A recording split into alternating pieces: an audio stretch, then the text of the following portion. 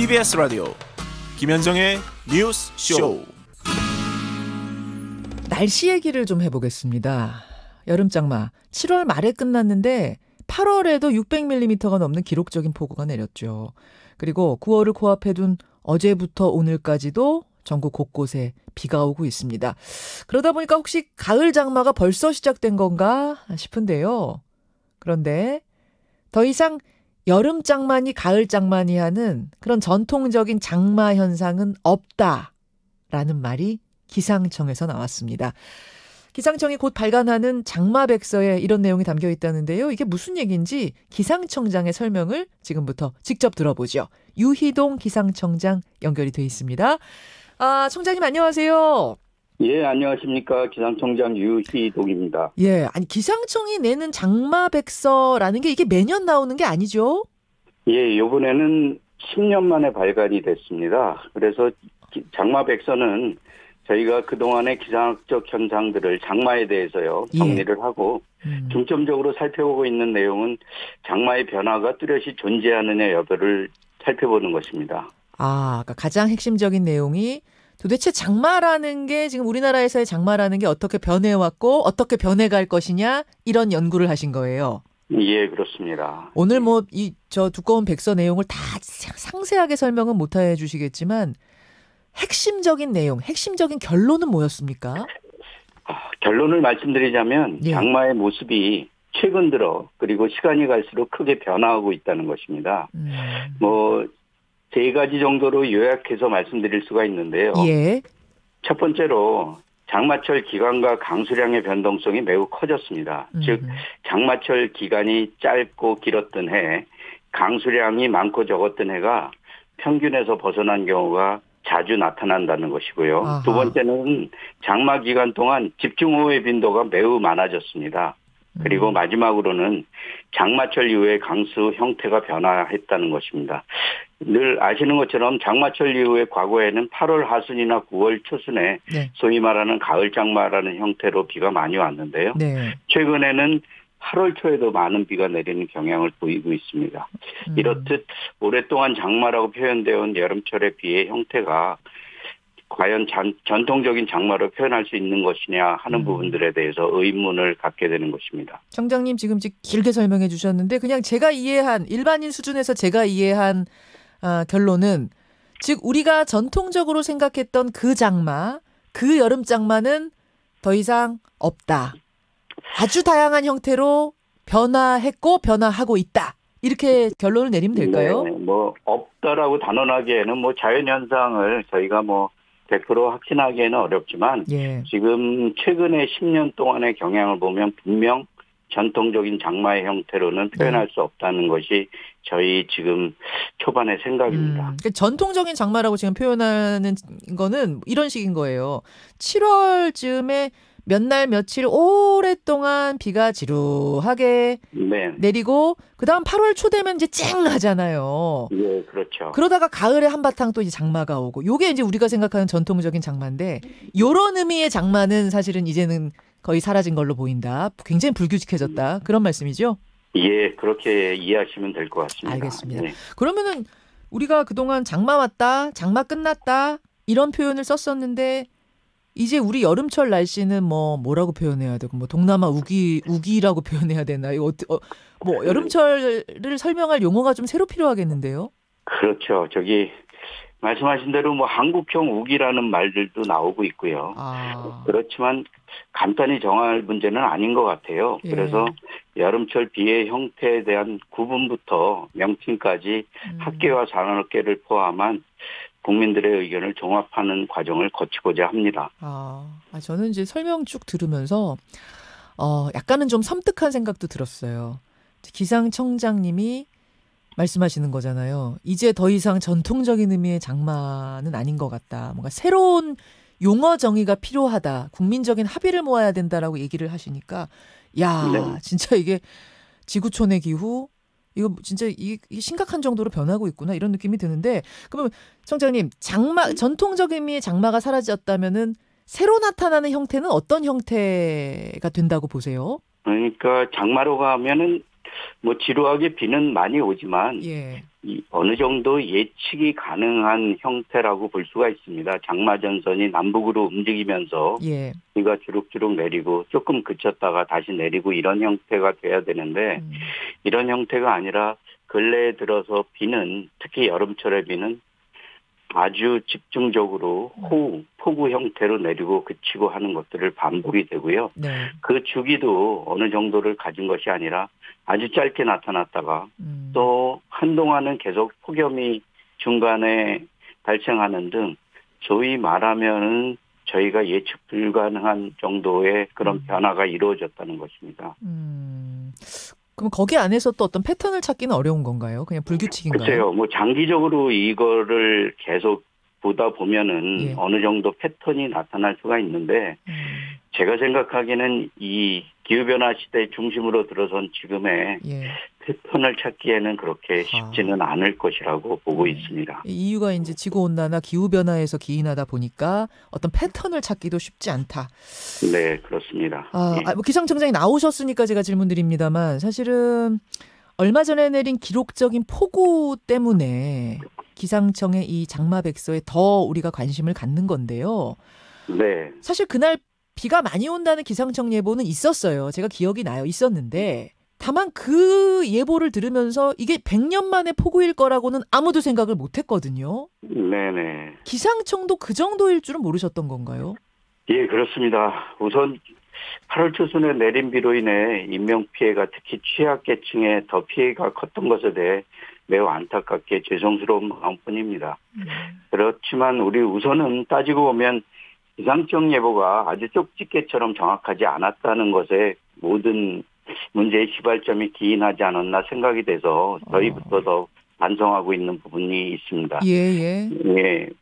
저희가 1907년부터 근대 기상이 관측되기 시작됐습니다. 그 이후에 최초의 기존 기후값과 당초 예상을 훨씬 뛰어넘는 비가 내렸습니다. 우리나라의 연간 강수량의 10분의 1이 네. 1시간 만에 내리게 된 거죠. 어마어마한 양입니다. 근데 그 기상청에 왜 슈퍼컴퓨터라는 거 있잖아요. 그 뭐 수백억 한다는 거. 그걸로도 이 정도를 잡아내기는 어려운 건가요? 우리 기상청이 가지고 있는 슈퍼컴에서 나온 결과도 그렇고 세계 최고의 성능을 가진 유럽 중기 예측센터라고 있습니다. 그쪽 모델도 네. 8일 서울에 약 70에서 80mm 수준의 비가 내릴 것으로 예측을 했습니다. 그러니까 이 부분은 뭐 어떤 모델에서나 그리고 선진국의 최고 전문가가 와도 우리 이상의 비를 예보할 가능성은 매우 희박하다고 볼 수가 있습니다. 그게 왜 슈퍼컴퓨터도 뭐 데이터를 바탕으로 해서 그런 건가요? 그렇죠. 슈퍼컴도 틀렸네요. 일단은 과거의 자료들을 넣고 물리방정식을 통해서 저희가 프로그래밍을 하는 것이기 때문에 그리고 저희 초기 자료라는 관측 자료들을 또 집어넣고 거기에 맞게끔 결과가 나오는 것이기 때문에 이렇게 물론 어느 정도 범위를 평균값에서 어느 정도 범위를 예측하는 부분까지는 분명히 있지만 이렇게 어마어마한 양은 세계 어느 컴퓨터도 어느 모델들도 예측하기는 거의 불가능한 현실입니다. 그렇군요. 그러면은 아까 말씀하신 대로 이제 패턴을 찾기가 쉽지 않을 만큼 기상이 불규칙하게 된다고 하면 앞으로 이 기상 예보, 기후 변화 예보는 더 어려워질 수도 있다는 얘기네요. 슈퍼컴조차도 이 데이터를 바탕으로 하는 거니까. 예, 그거는 뭐 거의 확실히 어려워진 부분들이 있습니다. 예를 들면요. 예. 저희 예보관들이 고려해야 할 내용이 많고 범주가 매우 넓어졌기 때문에요. 우리 예보관들은 예전보다 한 50% 정도의 분석을 더 시간을 내서 지금 하고 있습니다. 그런데도 과거 예보 정확도를 간신히 유지할 수 있는 수준이니까요. 앞으로는 뭐 이거보다도 더 많이 분석하고 더 넓은 범주를 봐야 되는 경우라고 저희가 생각하고 있습니다. 알겠습니다. 지금 이제 장마, 여름철 날씨를 얘기했는데 그러면 겨울 날씨도 겨울철의 어떤 기상 패턴도 또 변할 수 있는 건가요? 예를 들면 우리나라의 겨울철 날씨 하면은 사만사온이잖아요. 네네. 요것도 또 변합니까? 물론 그 부분도 저희가 전통적인 것에 대한 것들을 이제 생각을 조금 버려야 될 때가 아닌가 좀 생각이 됩니다. 물론 그 부분에 대해서는 장마만큼 저희가 연구가 진행된 부분이 없긴 하지만 지금까지 나온 어느 정도의 형태를 고려할 때 네. 분명히 사만 사원도 변하고 있지 않나 생각이 됩니다. 올 겨울철에 뭐 장기적인 예보긴 합니다만 올 겨울철에 대한 좀 분석도 하신 게 있을까요? 예를 들어 올 겨울엔 눈이 많이 온다라든지 뭔가 굉장한 추위가 온다든지 반대로 추위가 없을 거라든지 뭐 있습니까? 나온 게? 아직까지는 뭐 올 한 5, 6개월 후에 얘기는 조금 말씀드리기가 굉장히 어렵습니다. 지금 저희도 잘 모르고 있고요. 예. 그 부분이 뭐 저희 뭐 장기 예측 모델에서 나온 부분이 있는데 그 부분이 너무 편차가 크고 오차가 크기 때문에 지금은 뭐 그걸 가지고 말씀드릴 수 있는 상황은 아닙니다. 조금 알겠습니다. 가까이 와서 저희가 그래도 가장 좀 신뢰하는 부분들이 겨울철에 11월 하순에 저희가 겨울철 예보를 발표합니다. 예. 그 정도에서 약 11월 정도 23일경에 예. 그 정도에 발표하는 수준이 가장 신뢰도가 높지 않나 해서 조금은 기다려주셔야 될 것 같습니다. 예. 하지만 분명한 건 겨울철 날씨도 이번 여름철 날씨처럼 상당히 불규칙할 것이다. 기존의 패턴에서 벗어날 것 같다. 이것만은 분명하다는 거죠? 예, 그렇습니다. 예. 우리 기상청의 예보력은 좀 객관적으로 어느 정도 수준에 와 있나요? 순위를 매기는 것은 없고요. 객관적인 순위는 각국이 보유하고 있는 수치 예보 모델이 얼마나 잘 맞느냐 하는 부분에 대해서는 순위를 매기고 있는데요. 저희가 한 6위에서 7위 정도로 되는 것으로 판단하고 있습니다. 알겠습니다. 근데 기상청과 관련된 우스갯소리가 굉장히 많잖아요. 기상청 운동회 날에는 꼭 비가 온다. 이거 사실인가요? 확인 좀 해보셨어요, 청장님? 아니, 확인을 해본 것이 아니라 한 25년도 더 된 얘기인데요. 예. 있긴 있었습니다. 그럴 때가 한 번 있긴 있었고요. 한 번밖에 없어요? 기상청 운동회 날 비 온 게? 예. 저희가 뭐 정확히 한 번이었었는데 그때는 당시 예보력이라고 그러면 현재와는 비교가 되지 않을 정도고요. 언제예요? 그게 야유의 날 비 온 게? 그러니까 제가 아주 초반이니까 94, 5년쯤 됐을 겁니다. 거의 한 28년 정도가 됐을 거라고 생각이 되는데요. 현재는 체육대회는 없어졌지만 행사가 있다 하더라도 당시와 같은 상황은 벌어지지 않을 것입니다. 네. 이 우스개는 워낙 또 오래된 우스개여가지고 제가 기상청장님 나오시면 한번 좀 여쭙고 싶더라고요. 예. 네네. 유희동 기상청장 오늘 만나봤는데요. 6월에 취임을 하셨어요. 그때 일성이 가족 다음으로 신뢰할 수 있는 기상청 만들겠다. 이렇게 다짐을 하셨습니다. 우리 국민들께 좀 다짐 한 말씀 해주시죠.